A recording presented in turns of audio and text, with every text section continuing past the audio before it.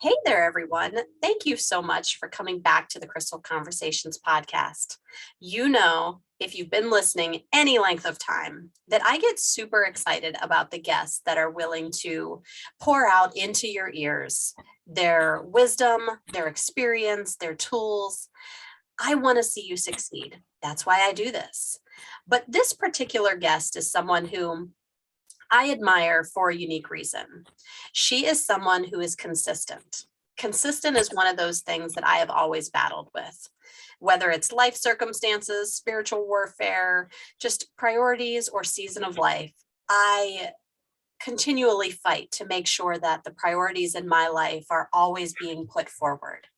And our guest today is someone who consistently delivers great content in an organized, presentable way.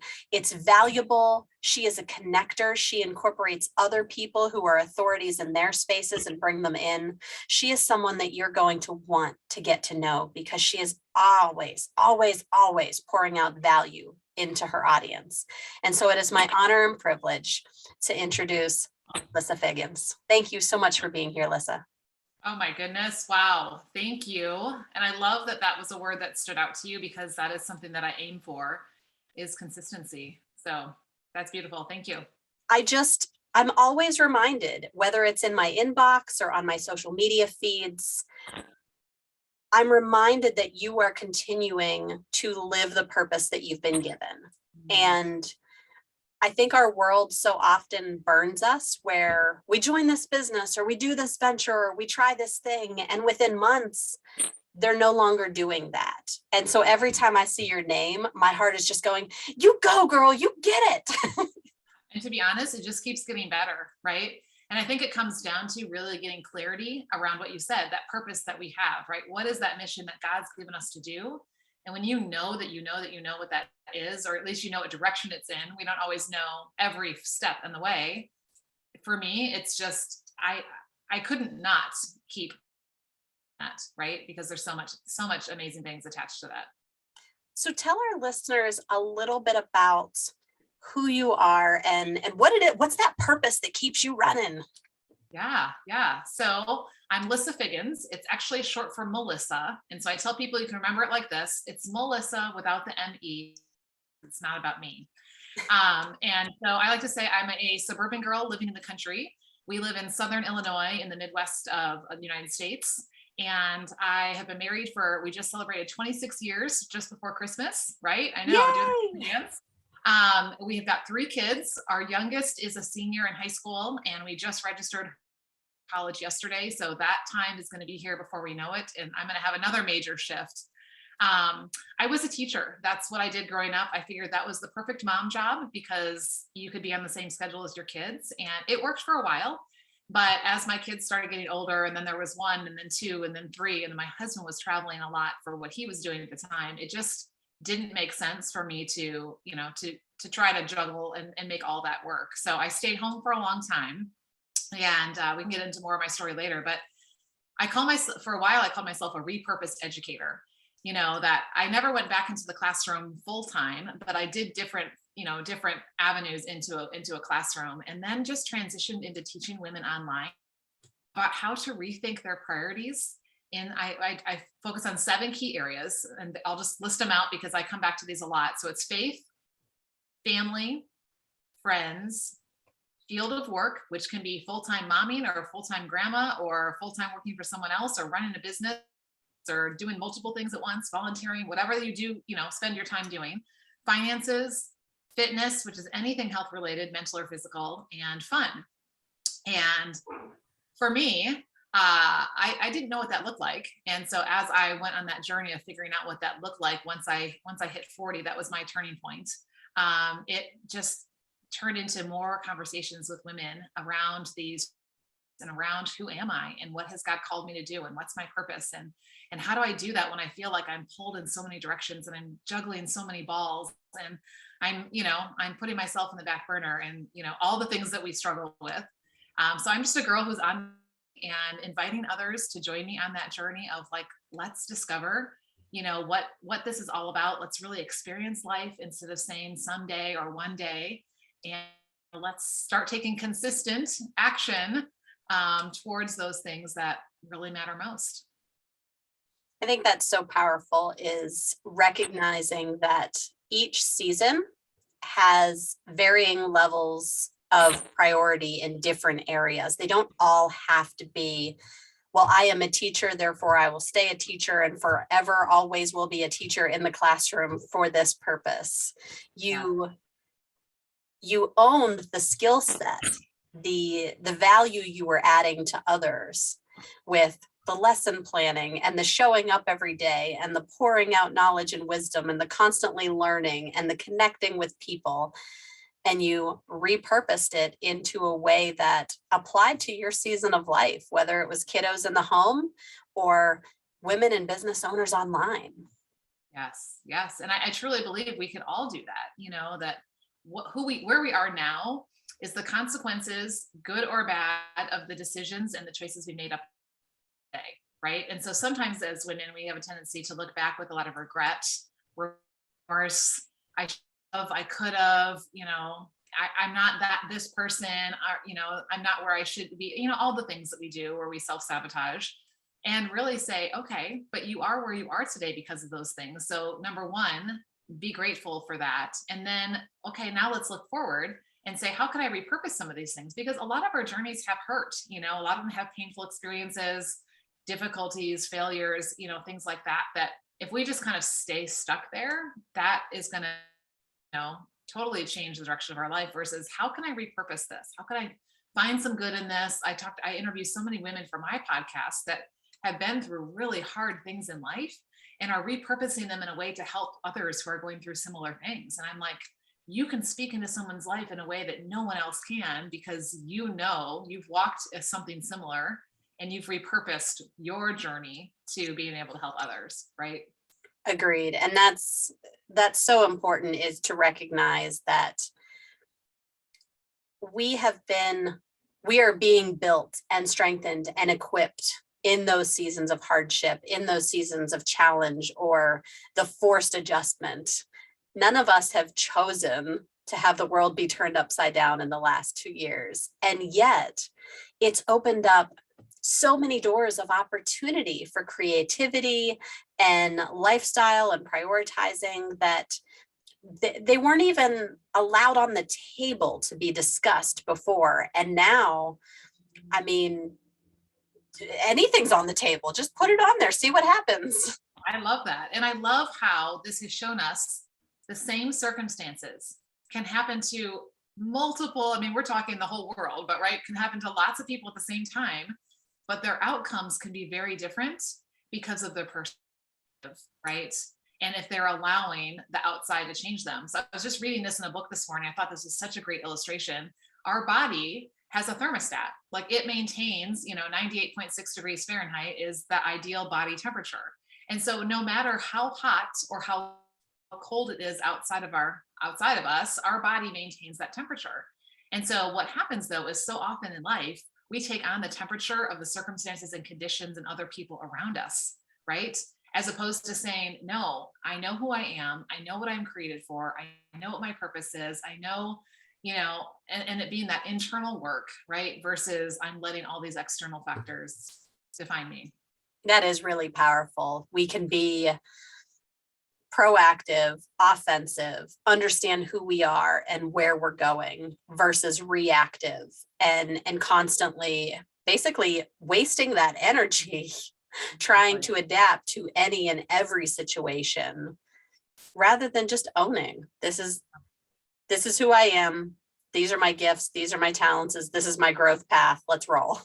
Yeah. And sometimes that path changes as we go, but at least starting down that path, you can make adjustments as you go, right? As new information or new opportunities come in, then you adjust, and you're able to evaluate. But for the persons that's still just sitting on the couch, they're just going to be still on the couch, when time passes, and they're not going to be anywhere else and just feel like they're stuck. So you started off as a teacher, that was something that you thought was good for the kids and the hours and the plan at hand. Was there a moment that you remember that was sort of that turning point when you knew being at home was outweighing the battle of staying in the schools. Like, what was that like for you when you had to make that sort of first big shift for them professionally? Yes. So it was when our third was born, because with our first two, my husband's schedule was pretty flexible. So we didn't have to use a sitter all that often, and we were able to make it work. And when I found out that I was pregnant with my third, I literally had just started a new teaching job as a gifted teacher. And I remember thinking to myself, okay, I can do this while I'm pregnant, but once baby number three comes, it's just not going to be worth, the amount of money I'm paying someone. And so it just, in my mind, I knew where my priorities were, and so although I loved the classroom and I loved students and I loved learning and thinking and collaboration with teachers and all of that, I knew that in my heart of hearts, I wanted to be a present mom. And I'm not saying you can't be a present mom and work, because there are women who do that very well. But for me, especially with my husband traveling a lot, that was not going to give us that family dynamic that we wanted and needed to be flexible around when he was in town and when he wasn't. So it just, I think when you know your priorities, it just makes it very clear, right, as to what that right decision is for you, right? Yes. So that's how I felt around that. But I will say that then over those years, as my kids started getting older, I found myself kind of almost like, I felt like an island. We homeschooled for a while. My husband traveled a lot, sometimes for months at a time. And so oftentimes I was like basically a single parent. And it literally was just one foot in front of the other, get, the kids up, dressed, fed, get them to where they need to be, do the things we need to do, get them fed again, bathed, put them in bed, get up and do it all over again.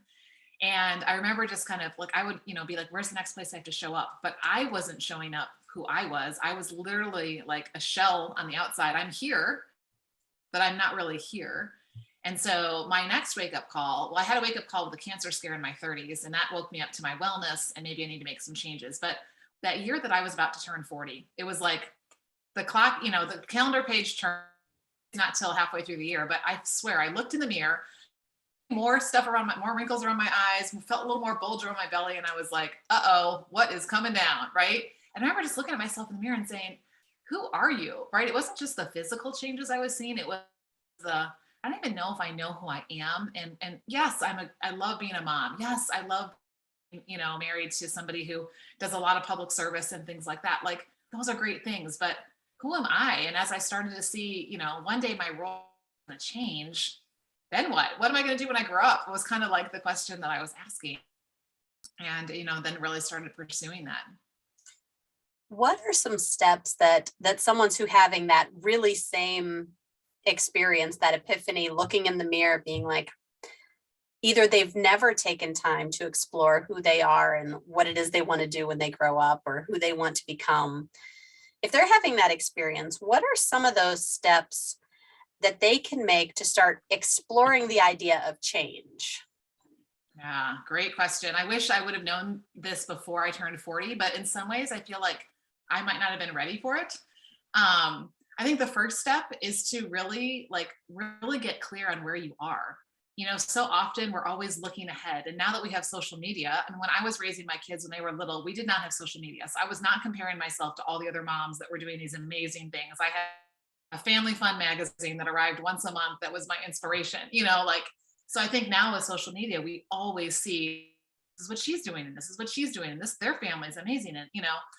And so often focus is on our lack, what we don't have, or where we aren't and where others are.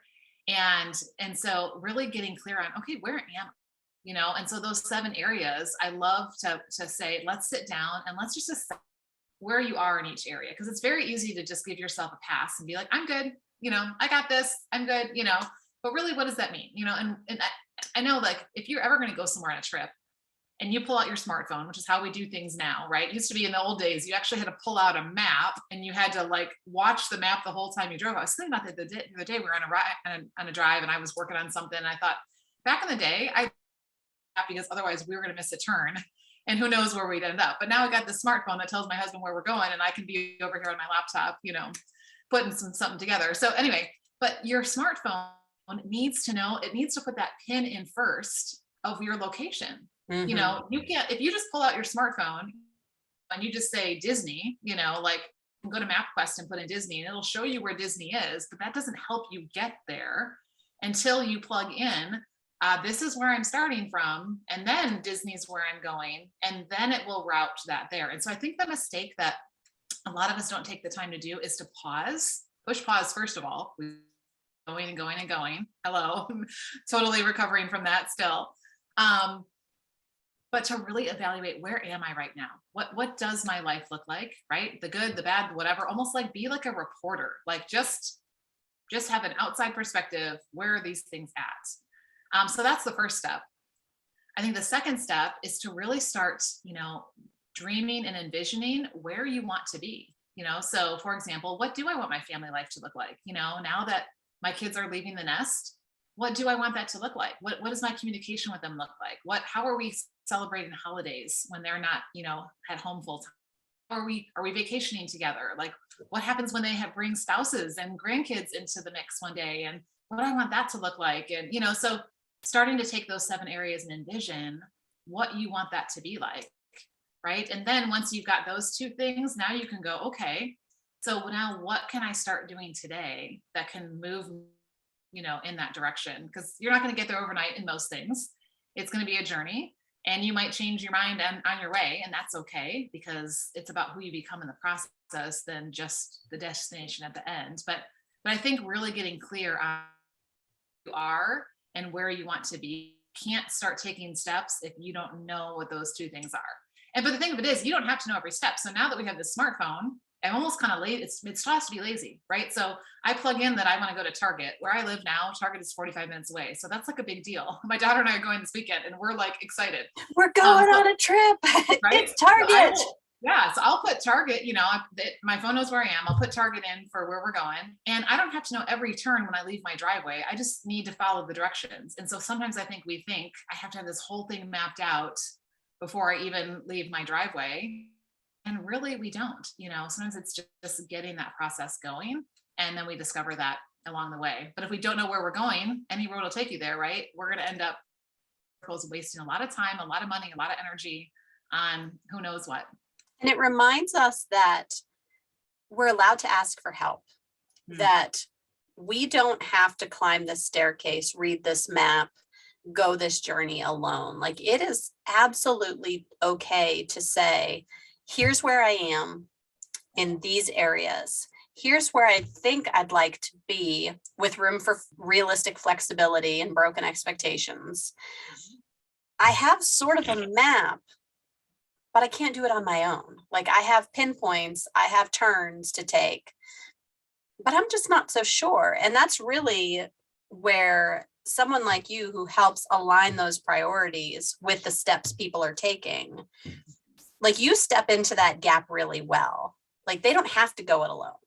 Right. Yeah. And I think that's the part of the journey, right? I mean, sometimes it's fun to take a road trip by yourself just because you want some, windshield time to just not have to be doing all our responsibilities. But when I'm usually traveling, I either want some of my good girlfriends with me, I want my kids with me, my husband with me, like, I want others on that journey. And it's always more of a great experience when you bring someone along who's been there already before. And so I'm a huge proponent of mentorship, coaching.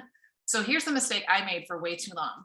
I heard this quote this summer, and when I heard it, I was like, oh my goodness, this was me. And the quote was this: never DIY your greatest priorities. And I was like, that was like totally light bulb moment. I know I was on my deck. It was July. I was eating my lunch outside. My dogs were sitting next to me, hoping I was going to give them some scraps. And I was listening to a podcast. So I will never forget where I was. And I thought, we ask for help with the little things, right? Getting our nails done, cleaning our house, doing our taxes, right? And then we've got these, big things in life that we think, I got this, and yes, you can go to a certain extent on your own. And like I said, I did that for a really long time. But once I started inviting others on the journey, whether it was a mentor of someone I just respected, or finally starting to work with coaches and, people who could pour into me, it has, oh my goodness, made the journey so much better, right? Because you've got someone who can, see the blind spots, right? So, I mean, think about in the highway, you can't always see if there's a car there, but if you have someone in that passenger seat, they're like, hey, there's somebody there, don't go over there. Or, hey, don't miss that turn. Yeah. Or, hey, this will save you some time, and so, yeah, that journey is just so much more rewarding and fun. And and it's kind of like it helps they can't do your push-ups for you, right? But they can help you go in the right direction, to kind of shorten the learning curve. Did you grow up in a home that was entrepreneurial in nature or even educational in nature? It was very educational in nature. Both my parents were educators. My Okay. grandparents on one side were educators. And so, yeah, so I think that's probably why I fell into that. And I will be honest, when I looked at their schedule and I looked at my friends' parents who had to work, 365 days a year with maybe 2 weeks of vacation, I was like, my parents get the summer off and 2 weeks at Christmas. Like, why would anybody want to work all year round? Right. But again, yeah, that's what I saw. And I think we often we're a product of our environment, which is why it's so important you choose the right people to be around. Your family may not be exactly doing what it is you want to do, but if you want to pursue something entrepreneurial or something in your faith or something in any area, like find those people that you can put in your inner circle that will help you to grow into that person that you want to become, right? And we can glean different parts of wisdom from different people. I feel like sometimes we get blocked, like, well, that person isn't doing it the way I wanted to do it, or this isn't the area that I wanted to focus on. But really, the more people we learn from, I mean, leaders learn, they read books, they listen to podcasts, they seek out mentorship, they experience coaching, they go to mental health counseling. I mean, learners understand that a vast amount of education and input allows you to have choices within your own decision making. Like, you still own your journey. Like you said, you're doing your own push-ups, Right. but you can glean so much from so many. Yes. And you can save a lot of heartache and time by learning from other people. I remember when we were looking into homeschooling, I remember walking into the first homeschool book fair that I went to, and I literally felt like my heart was going to fall out of my chest. I told my husband, we have got to leave here right now. I will have a panic attack and breakdown. Like, it was just so overwhelming because every booth looked amazing. And every rep was, of course, like, this is the best thing. And this is the curriculum your kids need. So they'll be vibrant citizens later when they grow up and whatever. And I just remember being like, I can't do this. And so I left without buying a single thing. And then I just started asking questions. I started finding people that were a little bit ahead of me on the journey, Mhm. that were using this curriculum or using this method or being a part of this group. And I just started asking questions. What do you like about it? How does this work for you? What do you use? And that, I could see, is this going to fit me? Right. It took it, and then I didn't have to take the time of trying everything, but at least helped me to narrow down what direction I was going. I think that's so important, where we take it in, but we still pause, as you said, find out where we are and then where it is that we'd like to go, because there is no one right answer, but there are a lot of key areas to look at when it comes to how you break it down, where you're getting clear and you're understanding like where your giftings are and where you might need a little bit of help, and moving forward with that. Was there any person or book or resource that you remember just giving you that hard turn where you were like, man, this just opened up a whole new realm for me? Right. I would say it started with my close girlfriends who we all went to college together. We get together once a year and we literally block out the rest of life. We barely get out of our pajamas for 3 days and we just sit, drink coffee, cry, pray, laugh. Maybe we throw on a movie at some point, but nobody's really watching it because we just want to be together, right? Mm. And so that's really where it started, was kind of those questions of who are you and what has God created you to do and what's your purpose? And so I go back to those girls time in my head because I would not be doing what I am today had we not been sitting around that year we turned 40 asking those kinds of questions. And I had no idea when I walked out of that weekend what things were going to look like and where that was going to go. So that they are definitely a big part of it.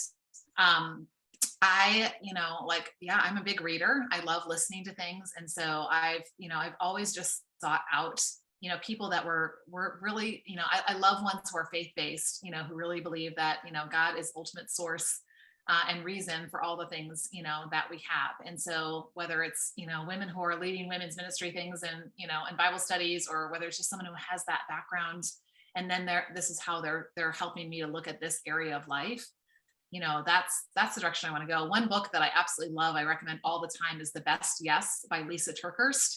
And what I love about it is I think we have this guilt associated with telling people no. And I just did this yesterday. And you know what? Let me tell you what happened. And let me tell you what her response was. So in the past, if someone asked me to do something and, I would either say yes out of obligation, or because I felt bad not saying, and then it may just be one of those things that, I shouldn't be doing. It's taking away time, energy, focus from, my other priorities. You know how you have those things in your plate that you're like, why did I sign up for this? And you're like, do I have to leave the house right now? Yeah. It's almost like, you start regretting, you start like just feeling, just not feeling good about that or the situation or whatever it is. And then they're not getting a full you, right? Because you're just, giving half of yourself to this and half to this and a little bit to this and, all of that. And so the premise of this book, only give your best yes. So just because you can say yes doesn't mean that you should. And so this person had asked me, to be a part of something, and it's a great opportunity. I mean, there's no wrong thing about it or reason why I wouldn't or anything like that, other than I just said to her, you know what, like right now, that would not be my best yes. And her response was, she's like, that, because she didn't feel rejected that I was telling her no.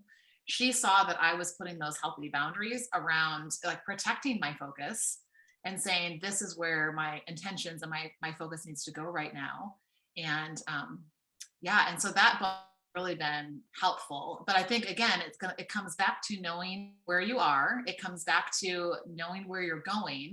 So when those opportunities do come across your plate, it's usually very clear. Is this going to take me in that direction, or is this going to take me away? Yes. And sometimes the direction changes, right? So sometimes God throws things that we don't expect and it ends up taking us in different directions. So we have to have that openness to it. But, I don't think we oftentimes evaluate that before we give a yes. And then we That's so powerful. And I see that. I think that's what catches my attention as well, is what you're doing, how you're serving, and you're offering that. And I mean, for me, I always saw my parents as hardworking. There was never a day they don't show up. There's never a day that they weren't pushing in whatever it was their mind said that they needed to be pushing forward. So that's really the rhythm that I started going on. And when I got sick, I mean, I was sick for 10 years. It hijacked my ability to push and to work hard and to like have that pace and that tenacity that I thought was successful. And it really shook up everything. And so then I just became the yes to anything that would come. Yes to this 1099, yes to this 1099. And I see a lot of folks, as I look back in that same place, I'm like, I was the master of 1099s. Anything that would come in, I would take. And what I realized now in this new place was, one, I had to get vulnerable and recognize that I can't, just because I can doesn't mean I should. Right. And then really create that alignment. What is it? Where do my giftings offer value? And how does that serve the end goal?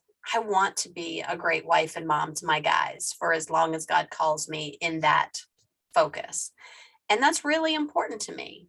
But I also know that there's something to the content that I produce that is of value to those outside of my roof. And I asked God, I'm like, how do I arrange this? And when he created this umbrella that said, you are a resiliency communicator, I can now look at that path and say, is this under resiliency communication? Does it have anything to do with that type of content? If that's not the content that is coming out of me, then it doesn't align. And I can feel comfortable and confident, not only to deliver the no, but it also gives the radar, just as your friend did, that they were happy that you had a healthy boundary. I can look at the people and their response to, at this time, this does not align with the call God has. And if they're positively responding, I can say, yes, this is a good person to keep in my sphere, to keep in my connection. Right. And if not, then it's totally okay. I just release and move on. And so there's something to say about not only knowing ourselves and knowing our journey, but being okay with the ebbs and flows of that external social sphere that moves around a lot. Yeah. And I will say that I don't want this to sound like, you've got to know every single thing and it's this perfect crystal clear vision of what you're doing. Like, it's not. And I think a lot of it is the discovery of it on the journey, Yes. and it's just taking one step after the next, right? Whether it's towards your health or towards a happy relationship, or whether it's towards a business or, a career or, financial freedom, whatever it is that you're working towards, and just being consistent with moving towards that. And it gets clearer and clearer, right? The closer that you get, sometimes you can't exactly see what that looks like from afar. And our focus changes through the seasons. So And you true. had said with your cancer scare, that's really where your wellness journey emerged. Mhm. So how was that different than what you were doing and now what you prioritize that leaves an impact on the rest of your life? Sure. Well, I think it was just that, like, it was that wake up call to say, I would have told you before then I was healthy. I grew up in Okay. a family where my mom cooked a homemade dinner every night. In fact, we had a hot breakfast together as a family every morning. It was like, oh, dark hundred, crazy early in the morning to get all of us around the table at once. But so I didn't grow up, with microwave dinners and going through drive-throughs and things like that. And so I thought that I was healthy. But this was that wake-up call, that pin going down to say, okay, there are some things, and it didn't end up being the cancer that they thought it was. However, it led to me asking questions about my health and about wellness and what does that look like. And so for me, it started with healthy eating and really being intentional about what was going in my body and the impact that has, right? Because our body only has the things we put in it as fuel to do all the things that we ask it to do and that God's called us to do. So if we're not giving it quality fuel, it's only going to be able to go so far, so long. And I knew I wanted to have, not only quality of life, but I wanted to have, longevity to be able to keep serving and keep doing and keep growing and all of those things. And so it started with what went in my body. And then I started learning, hey, your skin absorbs everything. You need to be a label reader for what goes on the outside. And that was eye opening to me. No concept of that. So then I started changing, what went on my skin and my hair and my body and, those types of things. And then I started learning about what you clean your house with. And, so it's just like, as your awareness keeps growing, then you match your actions and your habits now with that new awareness, right? Before that, you don't know what you don't know. But here's what I like to say: once you know, you can't unknow. So Yes. I can know what's in this bottle, right? And still drink it. And that's fine, right? I totally believe that a healthy lifestyle includes planned indulgences. Now, planned indulgences are not 30 seconds before it goes in your mouth. Planned indulgences are, like, hey, we're having a birthday party. Hey, we're up for our anniversary. Hey, it's family movie night and, we're going to have pizza and popcorn or whatever, right? Girls weekend, whatever, those types of things. But, now that I know, then I can feel, like you said, it's like, so if I'm making a choice that's not in alignment with what I'm saying is important to me, then it feels off. And so it just kind of helps to put those things back in that right perspective. I think that's important as you walk through. You can have flexibility and you don't have to know everything right now or Right. yesterday for that matter. There's never going to be a moment where we've arrived in any of these areas, our faith, our family, our friends, our field of work, finances, fitness, like Yeah. This will be a all. lifelong journey if you are someone with a growth mindset. Now, a fixed Yes. mindset says, once I get to this weight, get to this level of faith, or this place in my relationship or in my career or in my finances, then I've arrived, right?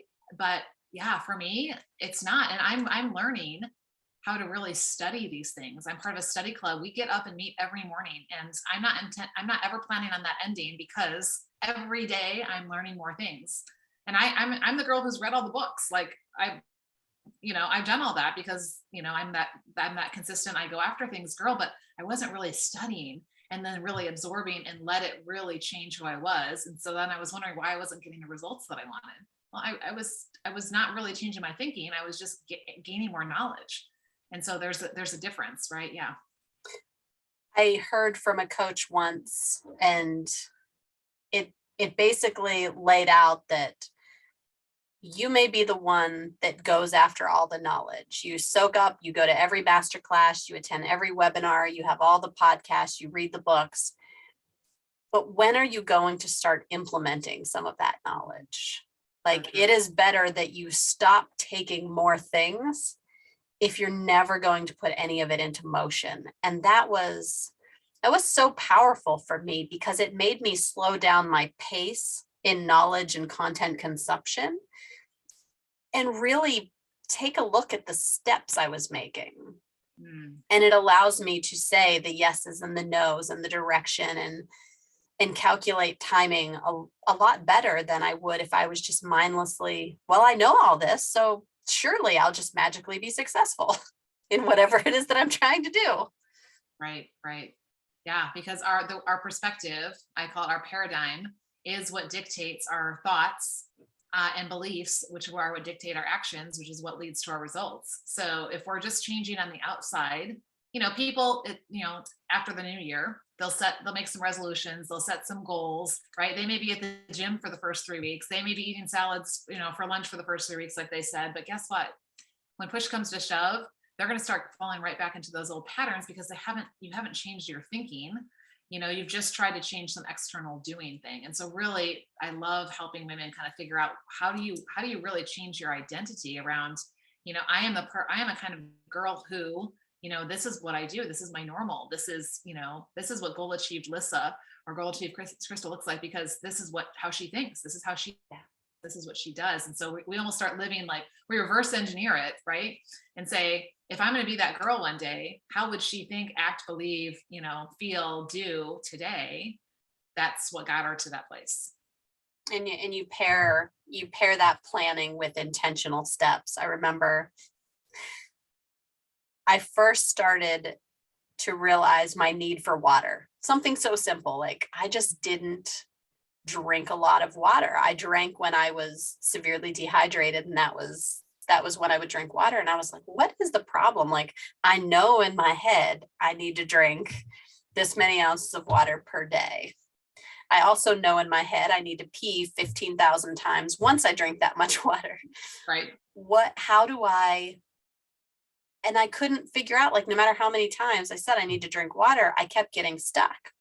The minute I actually started setting water bottles at each of my sitting stations, where I get up and make coffee in the morning, where I sit down at my desk, where I sit in my car, like, I began planting water next to my spaces, because I knew my thoughts were so scattered that I couldn't just create a simple plan like drink more water or get the right water bottle to make it all happen. I had to really push myself into, I have to prepare. And preparation is a huge part of this planning process.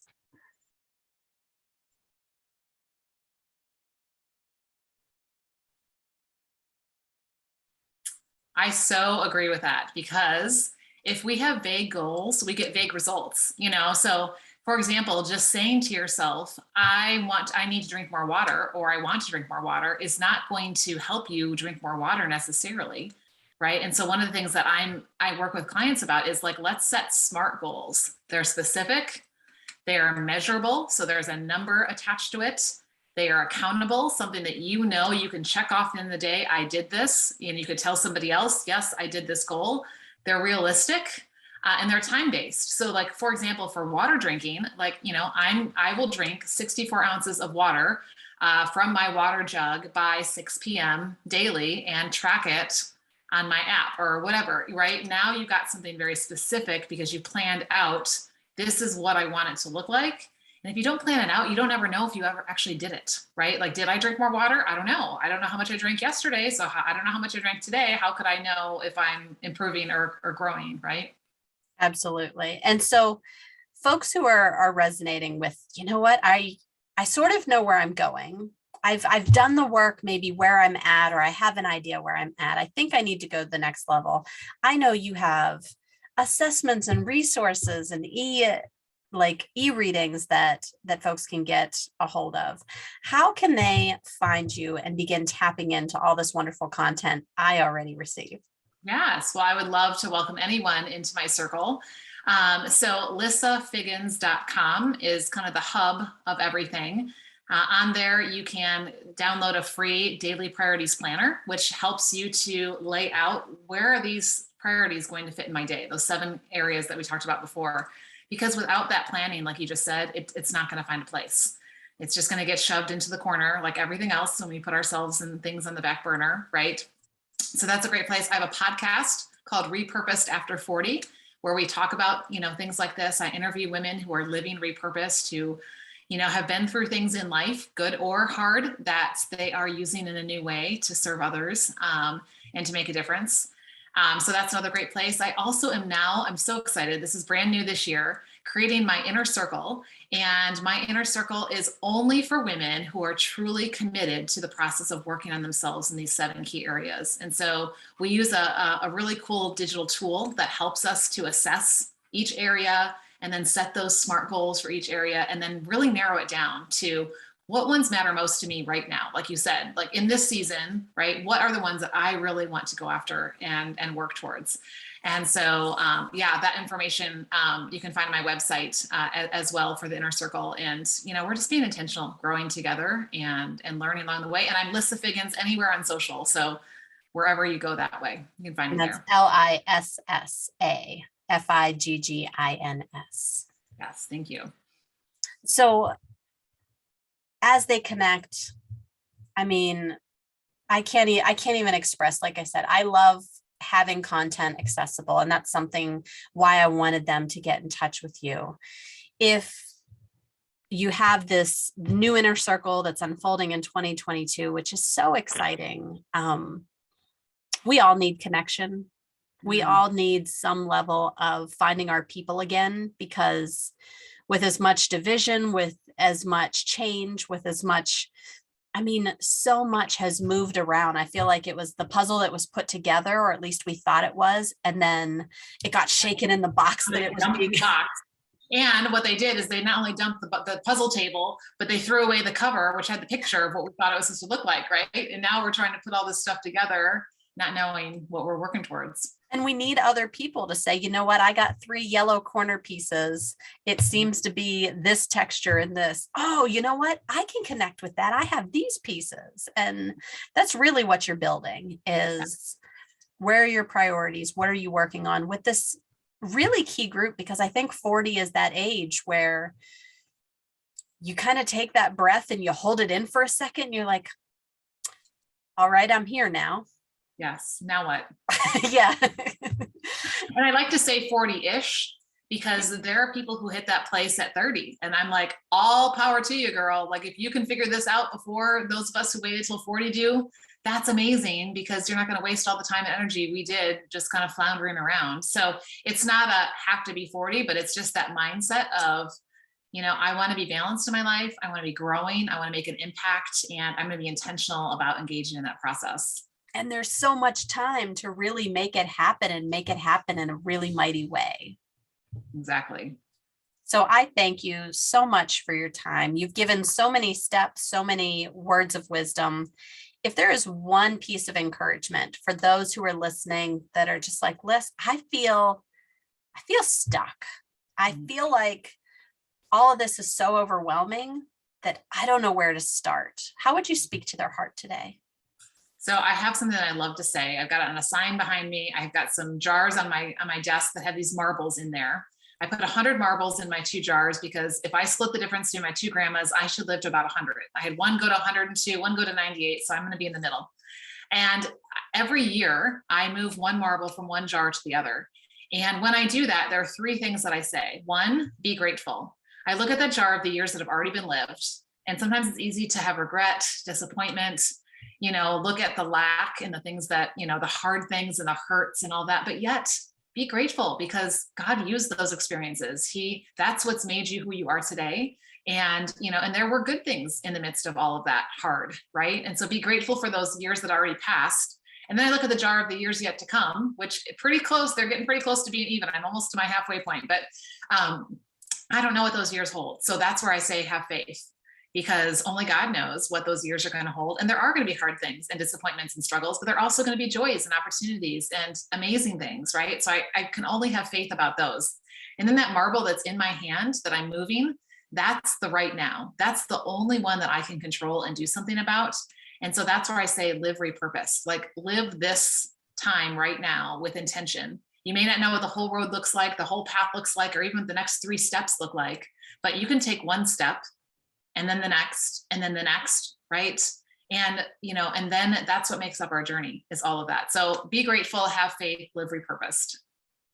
I love that. What a great example. Thank you so much for sharing. And that marble is the jars with the marbles is such a good illustration that our days are numbered, but not in a daunting way, and not in a like time is endless. It's just a measurable way to say that one that you're holding, what are you doing right now? And Exactly.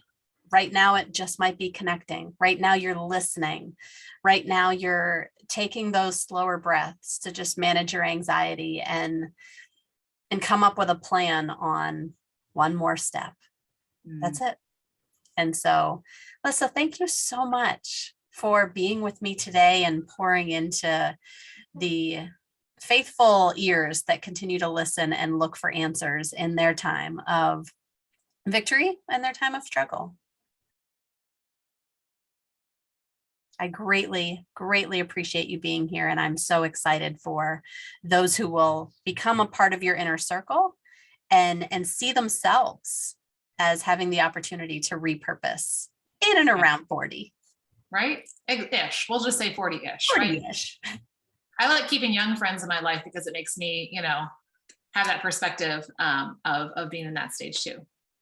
Absolutely. So thank you again for all of your time. We appreciate you so much for being here. Thank you. Thank you. Listeners, you know what to do. Make sure that you take your notes, you tell a friend, and invite them to the conversation. Have a great day, everyone.